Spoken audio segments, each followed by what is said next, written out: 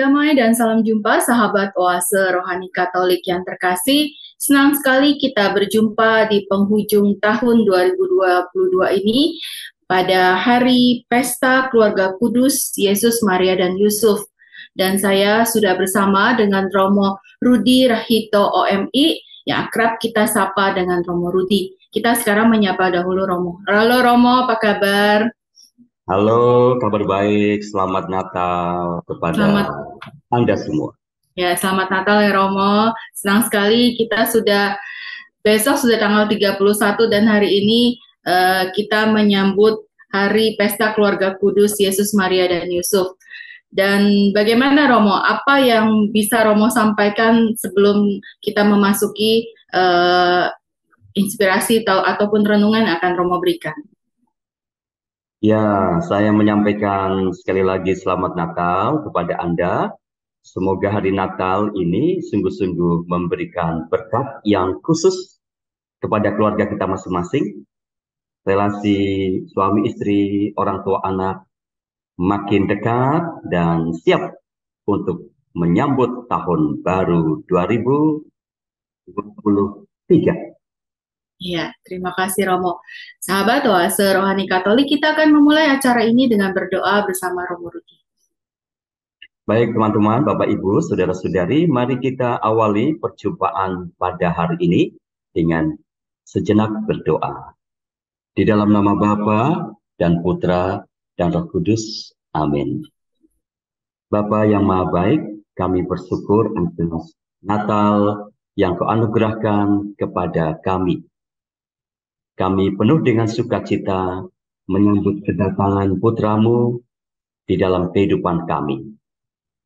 Semoga kami, keluarga kami, pantas untuk menjadi Bethlehem yang baru pada masa kini.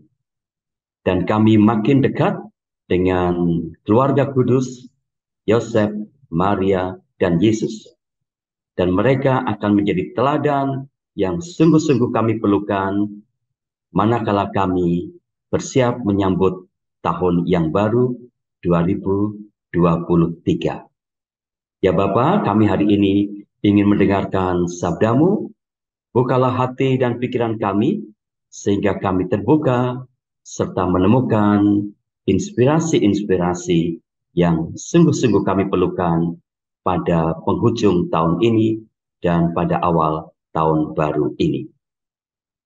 Dimuliakanlah Engkau ya Tuhan, kini dan sepanjang masa. Amin. Amin. Dalam nama Bapa dan Putra dan Roh Kudus. Amin. Amin. Terima kasih untuk doanya Romo Rudi.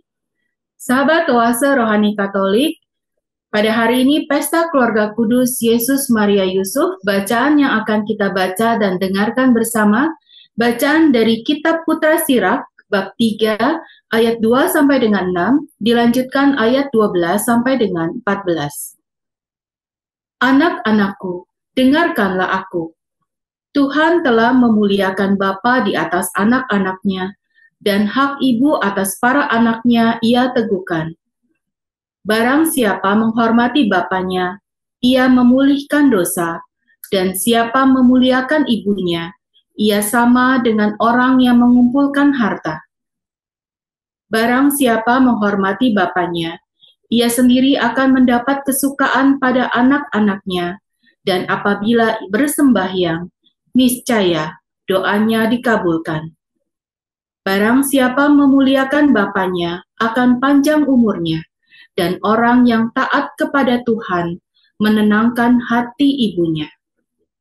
Anakku, tolonglah bapamu pada masa tuanya, dan jangan menyakiti hatinya di masa hidupnya. Kalau akalnya sudah berkurang, hendaklah kau maafkan. Jangan menistakan dia sewaktu engkau masih berjaya. Kebaikan yang ditunjukkan kepada Bapa tidak akan terlupakan. Sebaliknya, akan dibilang sebagai pemulihan segala dosamu. Demikianlah sabda Tuhan. Syukur kepada Allah. Mari kita tanggapi dengan Mazmur tanggapan. Berbahagialah orang yang takwa pada Tuhan, yang hidup menurut jalan yang ditunjukkannya. Berbahagialah orang yang takwa pada Tuhan, yang hidup menurut jalan yang ditunjukkannya. Berbahagialah orang yang takwa kepada Tuhan, yang hidup menurut jalan yang ditunjukkannya. Apabila engkau menikmati hasil jerih payahmu, berbahagialah engkau dan baiklah keadaan. Berbahagialah orang yang takwa pada Tuhan, yang hidup menurut jalan yang ditunjukkannya. Istrimu akan menjadi laksana pohon anggur subur di dalam rumahmu. Anak-anakmu seperti tunas pohon zaitun di sekeliling mejamu. Berbahagialah orang yang takwa pada Tuhan, yang hidup menurut jalan yang ditunjukkannya. Sungguh, demikianlah akan diberkati Tuhan orang laki-laki yang takwa hidupnya. Kiranya Tuhan memberkati engkau dari Sion, boleh melihat kebahagiaan Yerusalem seumur hidupmu. Berbahagialah orang yang takwa pada Tuhan, yang hidup menurut jalan yang ditunjukkannya. Bacaan kedua dari surat Rasul Paulus kepada jemaat di Kolose, bab 3 ayat 12 sampai dengan 21. Saudara-saudara, kalianlah orang pilihan Allah yang dikuduskan dan dikasihinya. Maka kenakanlah belas kasihan, kemurahan dan kerendahan hati, kelemah lembutan dan kesabaran. Sabarlah kamu seorang terhadap yang lain, dan hendaknya kalian saling mengampuni, bila yang seorang menaruh dendam terhadap yang lain. Sebagaimana Kristus mengampuni kalian, demikian pula kalian hendaknya. Dan di atas semuanya itu, kenakanlah cinta kasih, tali pengikat yang mempersatukan dan menyempurnakan. Semoga damai sejahtera Kristus menguasai hatimu, karena dengan itulah kalian dipanggil menjadi satu tubuh. Dan bersyukurlah. Semoga sabda Kristus dengan segala kekayaannya tinggal di antara kamu. Hendaknya kalian saling mengajar dan menasehati dengan segala hikmat. Nyanyikanlah mazmur, puji-pujian dan nyanyian rohani untuk mengucap syukur kepada Allah di dalam hatimu. Dan segala sesuatu yang kalian lakukan dengan perkataan atau perbuatan, lakukanlah itu demi nama Tuhan Yesus Kristus, dan dengan perantaraannya, bersyukurlah kepada Allah Bapa kita. Hai para istri, tunduklah kepada suamimu sebagaimana seharusnya di dalam Tuhan. Hai para suami, kasihilah istrimu dan janganlah berlaku kasar terhadapnya. Hai anak-anak, taatilah orang tuamu dalam segala hal, karena itulah yang indah di dalam Tuhan. Hai para bapa, janganlah sakiti hati anakmu, supaya jangan tawar hatinya. Demikianlah sabda Tuhan. Syukur kepada Allah. Sahabat Oase Rohani Katolik, marilah kita siapkan hati, kita akan mendengarkan Injil suci dari Injil Matius bab 2, ayat 13 sampai dengan 15, dilanjutkan ayat 19 sampai dengan 23. Haleluya, haleluya. Haleluya, haleluya. Haleluya. Semoga damai sejahtera Kristus menguasai hatimu. Semoga sabda Kristus dengan segala kekayaannya tinggal di antara kami. Haleluya, haleluya. Tuhan sertamu. Dan bersama rohmu. Inilah Injil Yesus Kristus menurut Matius. Dimuliakanlah Tuhan. Setelah orang-orang Majus yang mengunjungi bayi Yesus di Betlehem pulang, tampaklah malaikat Tuhan kepada Yusuf dalam mimpi. Malaikat itu berkata, "Bangunlah, ambillah anak itu serta ibunya, larilah ke Mesir, dan tinggallah di sana sampai aku berfirman kepadamu, karena Herodes akan mencari anak itu untuk membunuh dia." Yusuf pun bangun, diambilnya anak itu serta ibunya malam itu juga, lalu menyingkir ke Mesir. dan tinggal di sana sampai Herodes mati. Hal itu terjadi supaya digenapi yang difirmankan Tuhan melalui Nabi. Dari Mesir aku panggil anakku. Setelah Herodes mati, tampaklah malaikat Tuhan kepada Yusuf di Mesir dalam mimpi. Kata malaikat itu, bangunlah, ambillah anak itu serta ibunya, dan berangkatlah ke tanah Israel. Karena mereka yang hendak membunuh anak itu sudah mati. Lalu Yusuf pun bangun, diambilnya anak itu serta ibunya, dan pergi ke tanah Israel. Tetapi setelah mendengar bahwa Archelaus menjadi raja di Yudea, menggantikan Herodes ayahnya, Yusuf takut ke sana. Karena dinasihati dalam mimpi, pergilah Yusuf ke daerah Galilea. Setibanya di sana, dia pun tinggal di sebuah kota yang bernama Nazaret. Hal itu terjadi supaya digenapi firman yang disampaikan melalui nabi-nabi bahwa dia akan disebut orang Nazaret. Demikianlah sabda Tuhan. Terpujilah Kristus. Terima kasih Romo Rudi untuk bacaan Injilnya. Sahabat Oase Rohani Katolik, kita sudah mendengarkan 3 bacaan pada kesempatan hari ini, Hari Pesta Keluarga Kudus. Dan Romo Rudi akan menyampaikan inspirasi pewartaan dan renungan singkatnya. Terima kasih, Romo. Bapak Ibu, teman-teman, para pendengar setia ORK, kita baru saja beberapa hari merayakan hari Natal. Dan pada hari ini, gereja mengajak kita merayakan pesta keluarga kudus, Yesus, Maria, dan Yosef. Mereka bertiga ini biasa kita sebut sebagai keluarga kudus. Apakah artinya? Apakah itu berarti bahwa keluarga ini memang selalu baik-baik saja, tanpa kesulitan, tanpa masalah di dalam kehidupan mereka sehari-hari? Kitab suci menunjukkan bahwa Yosef dan Maria bukan sebuah keluarga yang hidupnya serba mudah. Coba kita ingat, ketika Yesus dilahirkan, di manakah dia harus dilahirkan? Yesus dilahirkan di RSBS.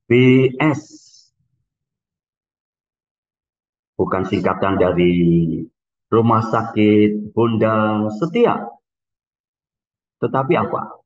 Rumah Sakit Bau Sapi. Anda bisa membayangkan sebuah peristiwa kelahiran seperti itu? Siapa yang pernah dilahirkan di tempat seperti itu? Apakah ada di antara kita yang pernah dilahirkan di tempat yang lebih buruk daripada sebuah tempat yang bernama kandang hewan? Saya kira rasanya saya belum pernah mendengar. Dan setelah kelahiran Yesus, mereka harus mengungsi ke Mesir untuk menghindarkan Yesus dari Herodes dan tentara-tentara Herodes. Apakah Anda tahu jarak kira-kira dari Bethlehem sampai ke Mesir? Itu jaraknya tidak jauh. Itu hanya sekitar 650 kilo. Itu artinya dari Jakarta sampai ke Jogja lah. Anda bisa membayangkan Yosef membawa Maria dan Yesus yang masih kecil perjalanan siang pasti terik, dan kalau malam pasti dingin. Tidak bisa dibayangkan pergulatan keluarga kudus ini. Dan mereka tinggal di sana sekitar mungkin 3 tahun. Tetapi kita bisa bayangkan, kira-kira sebagai orang perantau mau cari kerja di mana? Dia harus mulai kenal dengan orang-orang di sekitarnya dulu. Dia mungkin juga harus menyembunyikan identitasnya. Dia mungkin harus bekerja serabutan. Pokoknya susah dibayangkan. Dan itu keluarga kudus yang mengalami.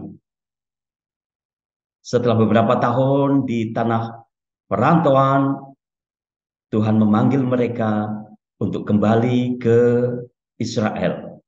Dan akhirnya mereka tinggal di kampung Nazaret. Itulah keluarga kudus. Keluarga yang ternyata penuh perjuangan. Jika demikian, apa arti dari sebutan keluarga kudus itu? Bapak, Ibu, saudara-saudari, teman-teman, di dalam permenungan saya, di dalam refleksi saya, sebutan ini mempunyai sekurang-kurangnya 2 arti. Yang pertama, keluarga kudus artinya keluarga yang menomorsatukan Yesus. Dan arti kedua, keluarga kudus artinya keluarga yang masih berproses untuk menjadi kudus.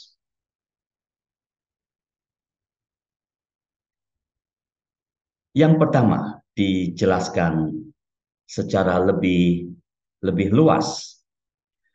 Keluarga disebut kudus karena pasutri Yosef dan Maria kompak.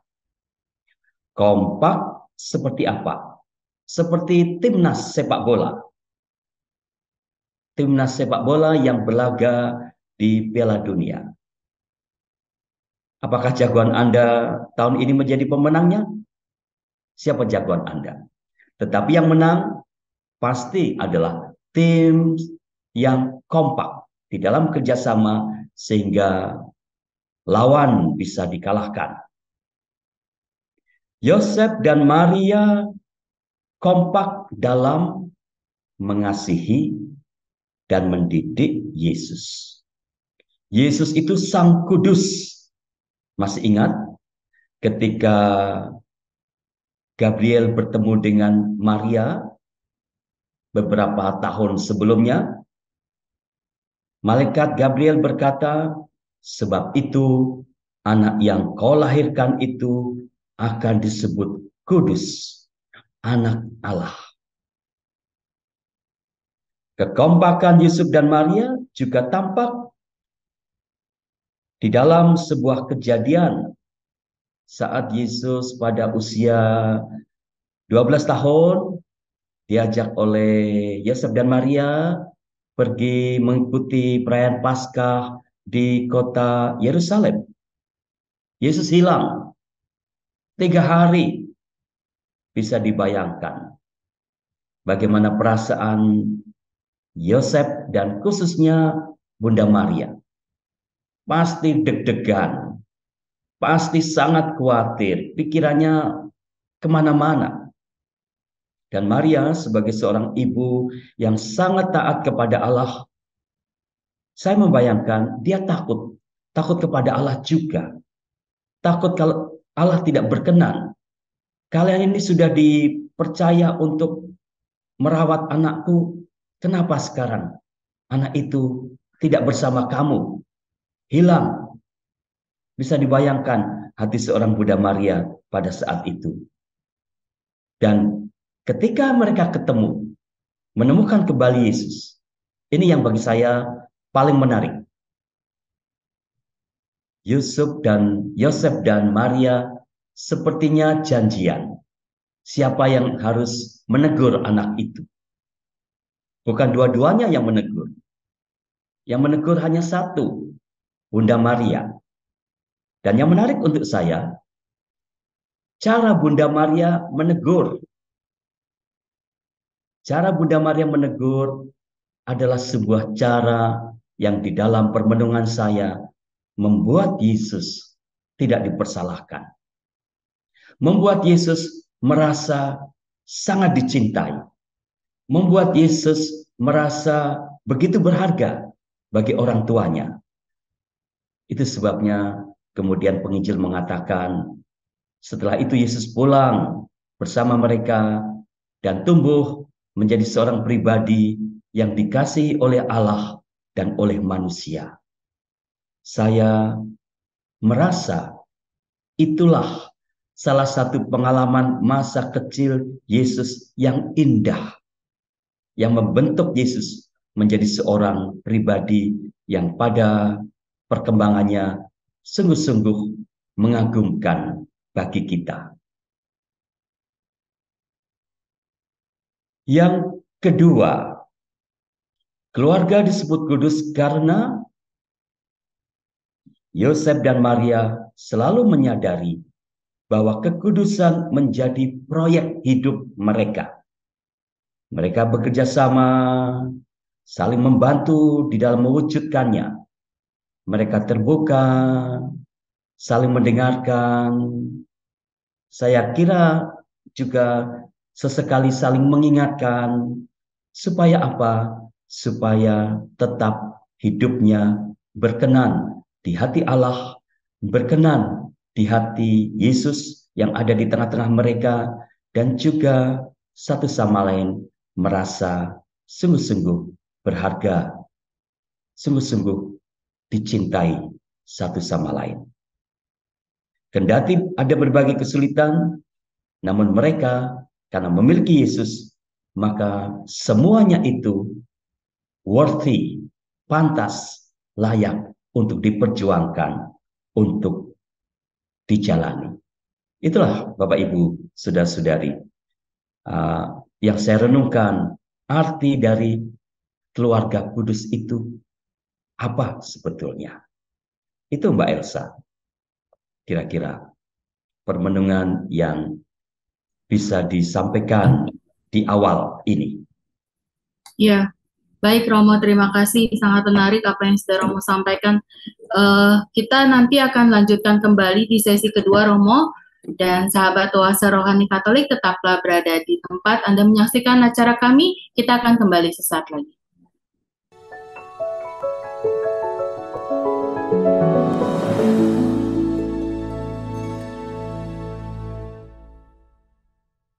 Terima kasih Anda masih menyaksikan acara Oase Rohani Katolik, dan pada hari ini kita sudah bersama dengan Romo Rudi Rahito Omi, yang akrab kita sapa dengan Romo Rudi, dan saya Patricia Elsa.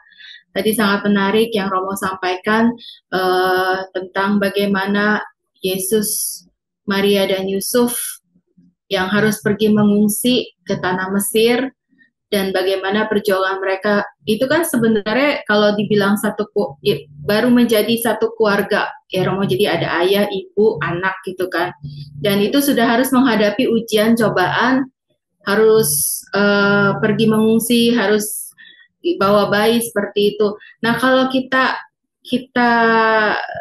tarik ke masa sekarang Romo, banyak sekarang aku mengalami keprihatinan juga. Banyak keluarga-keluarga muda yang baru terbentuk, tapi sudah mengalami kesulitan, tapi juga mereka langsung cepat untuk menyerah, seperti itu. Jadi nggak coba bertahan dengan komitmen mereka, tapi mereka sudah langsung menyerah gitu loh. Nah, kalau kita belajar dari kisah keluarga kudus dari Nazaret ini, apa yang bisa Romo sampaikan, Romo? Ya, terima kasih Mbak Elsa. Saya kira kesimpulan yang lumayan lumayan benar bahwa banyak orang muda, pasutri muda yang sepertinya mudah tergoda ingin menyerah. Karena saya juga sering bertemu dengan pasutri seperti itu. Bahkan beberapa waktu yang lalu ada seorang putri datang ke pastoran pada hari Sabtu, dan dia itu, saya belum pernah bertemu dengan putri ini, dan dia berkata, Romo, saya datang untuk memberitahu Romo. Memberitahu apa? Saya tanya. Begini Romo, nanti hari Senin akan dibacakan oleh pengadilan berita tentang atau keputusan tentang perceraian kami. Oh, saya kaget juga. Bertemu baru pertama kali sudah mendapatkan berita seperti itu. Lalu saya tanya, kamu sudah menikah berapa lama? 6 bulan, Romo. Oke, kamu pacaran berapa lama? 8 tahun. Bisa dibayangkan reaksi saya, 8 tahun pacaran, 6 bulan sudah bercerai. Ini ada masalah apa ini? Ini ada sesuatu yang sangat besar sebetulnya di yang sedang terjadi pada saat ini di dalam generasi muda kita.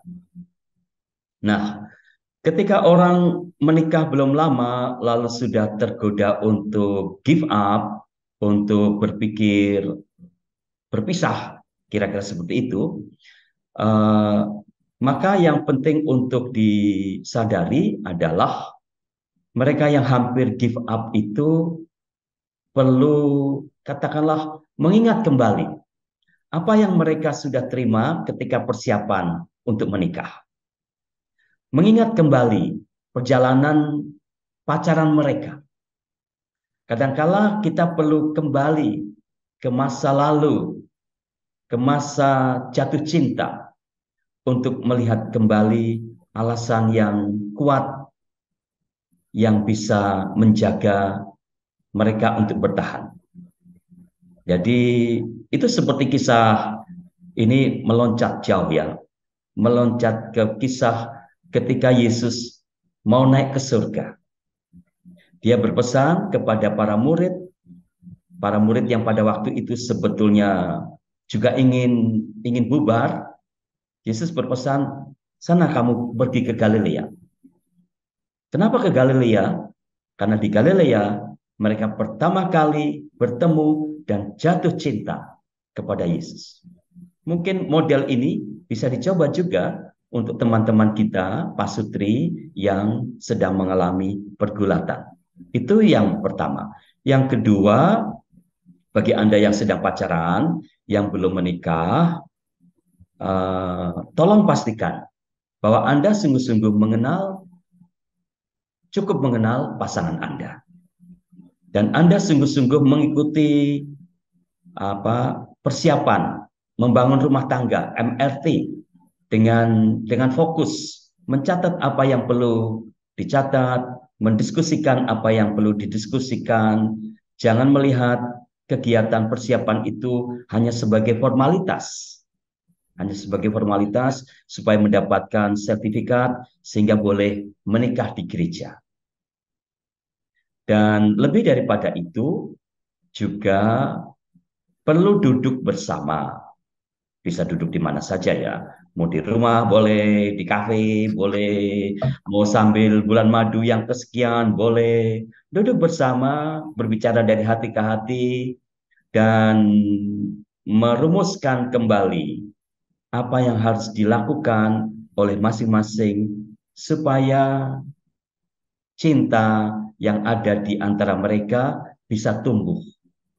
Saya sendiri punya keyakinan, Mbak Elsa, bahwa salah satu rahasia kelanggengan hidup perkawinan namanya komunikasi.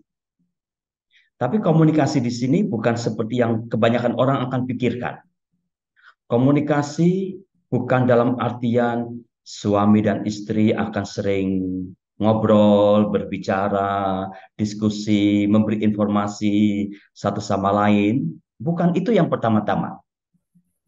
Tapi komunikasi di sini pertama-tama adalah berdoa, mendoakan pasangan.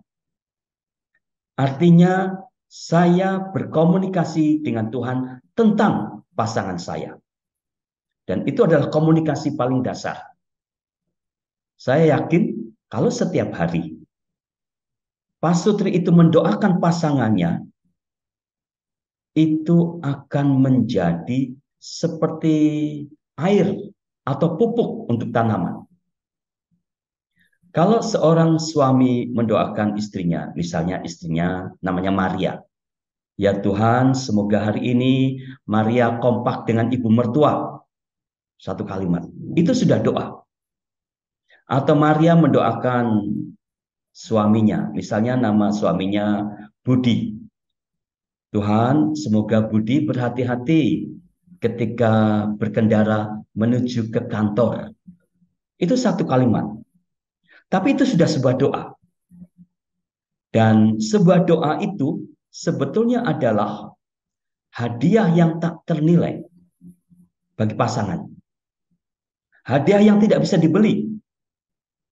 Hadiah yang harganya sangat besar. Dan sekali diberikan oleh Tuhan, tidak akan pernah dihapuskan. Itu hadiah. Selain bahwa itu hadiah, ketika saya mendoakan pasangan saya, itu sebetulnya sama dengan saya mengatakan kepada Tuhan, Tuhan, pasangan saya ini begitu berharga untuk saya. Dan kalau sikap kita adalah menghargai pasangan, maka akan aneh. Kalau setelah berdoa pada hari itu, lalu saya marah-marah dengan pasangan saya. Atau saya banyak komplain dengan pasangan saya. Maka aneh. Maka doa yang kelihatannya sederhana itu bisa menjadi, katakanlah, menjadi seperti multivitamin. Seperti suplemen di dalam diri kita masing-masing untuk menjaga keharmonisan relasi suami dan istri. Saya punya keyakinan besar bahwa 95% perkawinan akan menjadi langgeng atau harmonis kalau orang memang sungguh-sungguh setiap hari mendoakan pasangannya sesingkat apapun, sependek apapun doanya itu. Ya. Wah, keren Romo. Romo, singkat saja. Jadi kan hari ini pesta keluarga kudus, Yesus, Maria, Yosef. Dan teladan hidup yang bisa kita teladani, Romo, untuk sebagai menjadi keluarga yang hidupnya baik, anak-anaknya juga tetap beriman kepada Yesus, dan juga tetap langgeng, Romo. Jadi apa pertanyaannya? Jadi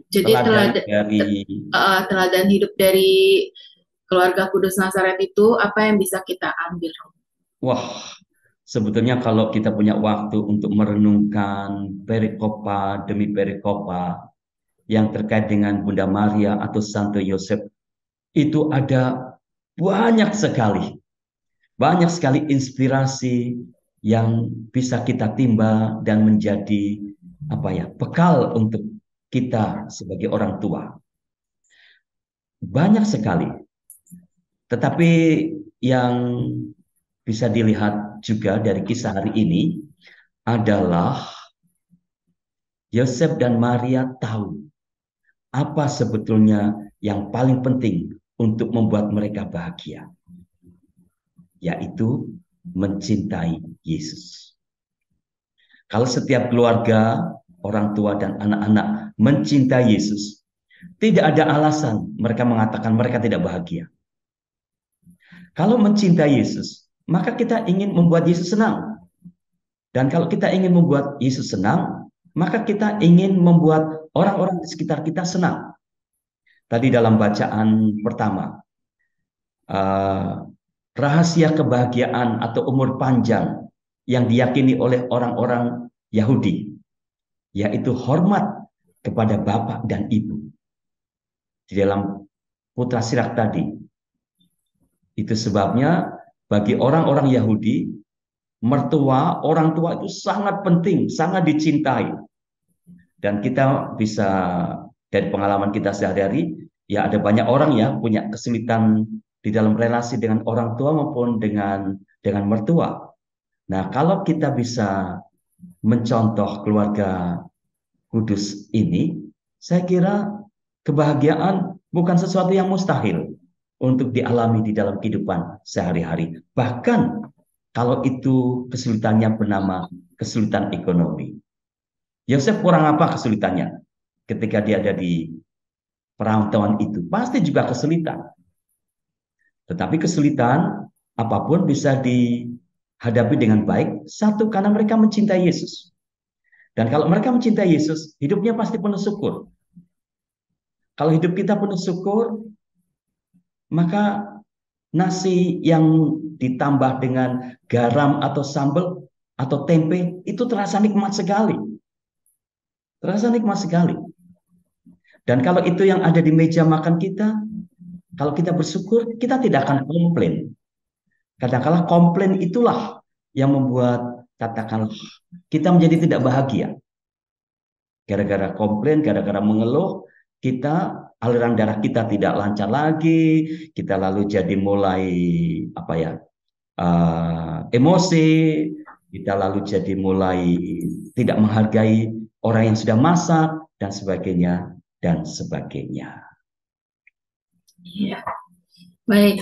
Jadi intinya tadi yang seperti Romo katakan, kita perlu mencintai Yesus.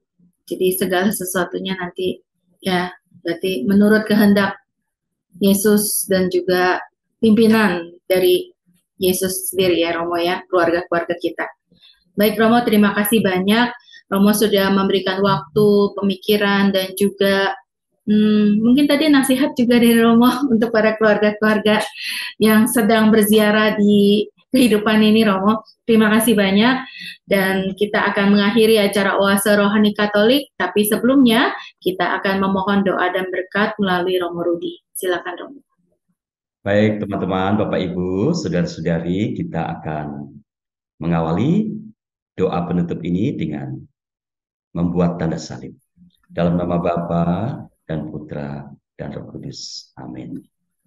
Bapa yang Maha Baik, kami bersyukur pada pesta keluarga kudus ini, kami telah mendengarkan sabdamu dan menimba banyak inspirasi yang sungguh-sungguh akan menjadi bekal bagi kami, bagi keluarga kami, ketika kami mengakhiri tahun ini dan memasuki tahun yang baru. Sudilah inspirasi-inspirasi yang telah kami terima, Bapak akan memberkatinya sehingga tertanam di dalam pikiran dan hati dan di tengah-tengah keluarga kami. Sehingga kami bisa menyambut tahun baru ini dengan penuh optimisme, dengan penuh rasa syukur, dan selalu menempatkan Yesus sebagai yang paling penting di dalam kehidupan kami sehari-hari. Bapa, berkatilah orang-orang yang kami kasihi, orang tua, keluarga, pasangan hidup, dan anak-anak yang ada di tengah-tengah kami. Semoga hidup kami makin hari merupakan hidup yang berkenan di hati-Mu. Dimuliakanlah Engkau ya Tuhan, kini dan sepanjang masa. Amin. Amin. Dan mari kita mohon berkat dari Tuhan. Tuhan sertamu dan sertamu juga. Semoga Bapak Ibu beserta seluruh rencana Anda ketika memasuki tahun baru ini diberkati oleh Allah yang Maha Kuasa, Bapa dan Putra dan Roh Kudus. Amin. Amin. Selamat tahun baru pada Anda semuanya. Terima kasih Romo. Sahabat Oase Rohani Katolik, selamat memasuki tahun yang baru. Semoga Anda selalu diberikan kesehatan dan juga kegembiraan. Kami pamit undur diri. Saya Patricia Elsa bersama dengan Romo Rudi Rahito Omi. Kita akan berjumpa kembali di kesempatan lain. Sampai jumpa.